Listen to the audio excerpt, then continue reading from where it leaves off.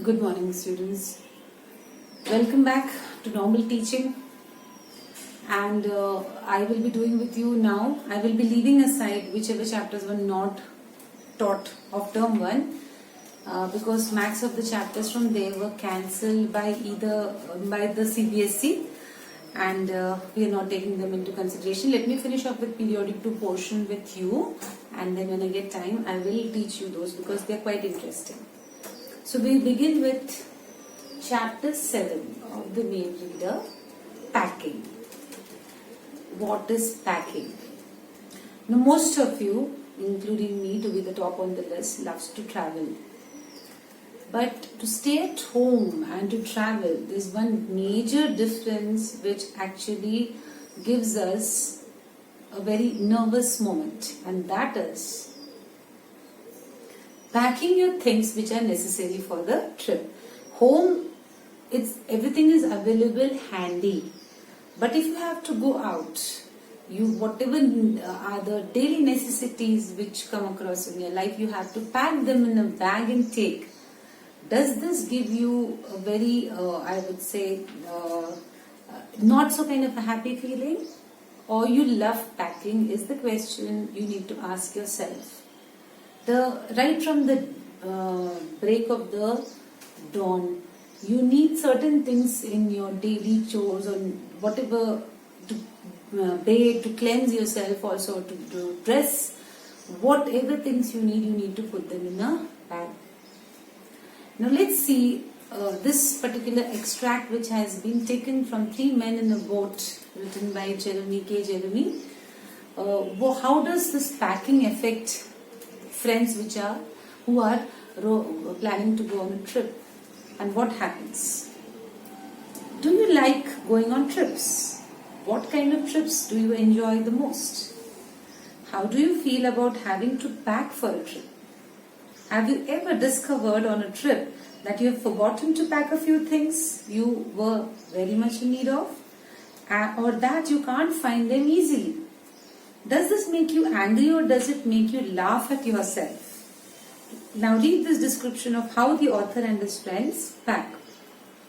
Certain things if you forget and those things are not available in the place where you're going, then definitely it leaves you in serious jeopardy over there, because those were the things which were inevitable. Or if you pack in a very haphazard way, still if you don't find the thing which you've packed, and you know that you've packed, you're hunting in your bag over there for it, still it would give you a very bad feeling. Now let's see how this particular episode of packing leaves an impact on these 3 friends.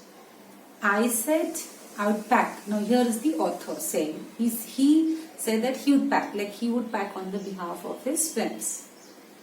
I rather pride myself on my packing. Packing is one of those many things that I feel I know more about than any other person living.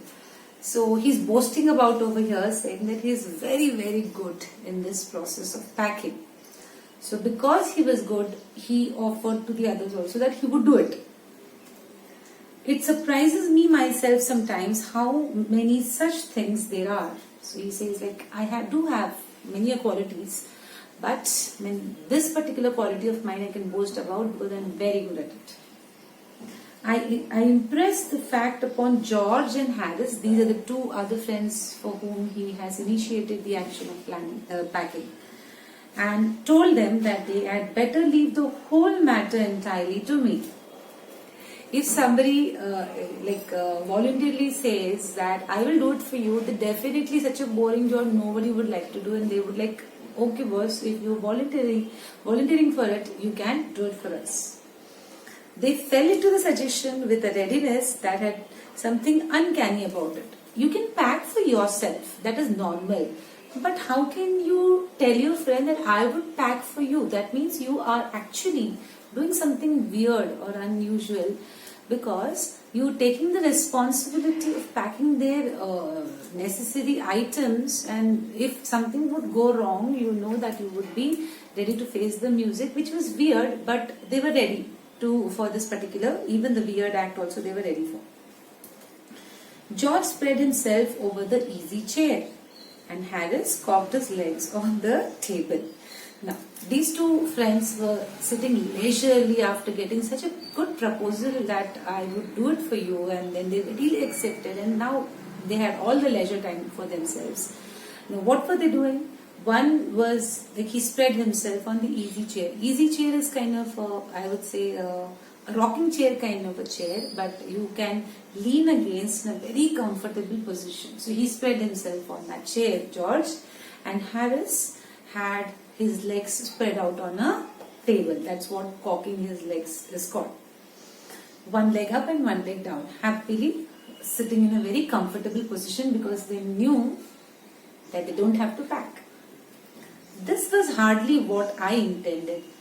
This boy said that I would pack it for you, but definitely you would not expect somebody to leave the entire job on your shoulders and move away. He did not intend to say this. What I had meant, of course, was that I should boss the job and that Harris and George should potter about under my directions. I pushing them aside every now and then with, "Oh, you, here, let me do it." He meant to say that he could direct them, help them in doing so by telling them how it is to be done. He had no intentions of doing it practically on his own. But these two darlings have happily misunderstood the fact that he would do right from the scratch level till the packing and the strapping of the van. There you are, simple enough, really teaching them, as you might say. They're taking it in the way they did, irritated me. Like he wanted to sit and while he was doing his own packing, direct the other two, that this has to be done in this way, but they're doing the opposite way of what he was trying to tell them is irritating him. There is nothing does irritate me more than seeing other people sitting about doing nothing when I'm working. Truly, it's very, very irritating. When you're working very, very hard, it is very, very difficult to have your composure in control over here when the other person is happily sitting leisurely over there and you have to work like a donkey. I lived with a man once who used to make me mad that way. He would loll on the sofa and watch me doing things by the hour together. Now, lolling on the sofa means sitting in a very relaxed position. So he used to live with a man who would be calm, like who would be lying on the sofa over there, watching him work, but would not even ask or would even offer any kind of help, but would definitely see to it that he was watching him work. He said it did him real good to look on at me messing about. Look on is a phrase which means watch without getting involved. Now, I'm not like that. I can't sit still and see another man slaving and working. I want to get up and superintend and walk around with my hands in my pockets and tell him what to do. Now he is not supporting the fact that when one works, the other one sits idle and watches him work. So he's got that energy in him which makes him stand on his feet. Though he might not be 100% part of the job, still he would not sit idle and watch them doing it. He would at least give his opinion that this could have been done in this way, this can be done in that way, in a better way. It is in my energetic nature. I can't help it. Now the word superintend means be responsible for the things which are happening around. Note down the meanings of whichever phrasal verb or word I am giving you extra and do write it in your textbook. However, I did not say anything but started the packing. It seemed a longer job than I had thought it was going to be, but I got the bag finished at last and I sat on it and I strapped it. So, though they were he was getting irritated by the other two friends' actions, but he somehow managed to get the job done and he packed the bag and he strapped it. In the olden, I would say in the old days, the bags were typical. You had to put a strap around it and buckle it at the end to declare that the packing was done. Ain't you going to put the boots in? Said Harris. Now, while he was doing the packing, the boots were left out. He had to pack the bag. It missed out his mind. He did not see the boots out. So he shut the bag, he strapped it. Till then, this friend of his never ever pointed out there were boots lying, and then as soon as he straps it, he reminds him, aren't you going to put the boots in? And I looked round and found I had forgotten them. That's just like Harris. He couldn't have said a word until I'd got the bag shut and strapped, of course. And George laughed, one of those irritating, senseless laughs of his. They do make me so wild. So the other one is having a hearty laugh because one of the friends discovers the boots but doesn't tell him unless he has strapped the bag. And the other one is laughing happily, and the author is getting irritated by it. I opened the bag and packed the boots in, and then just I was going to close it, a horrible idea occurred to me. Had I packed my toothbrush?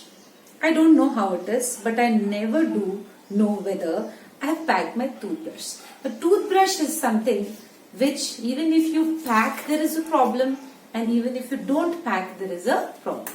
What is the problem? If you pack it and you have to use it before you are leaving for the trip, you will have to unpack your bag to pull out the toothbrush. If you don't pack it, you will have to again unstrap the bag to keep it in your bag after using it.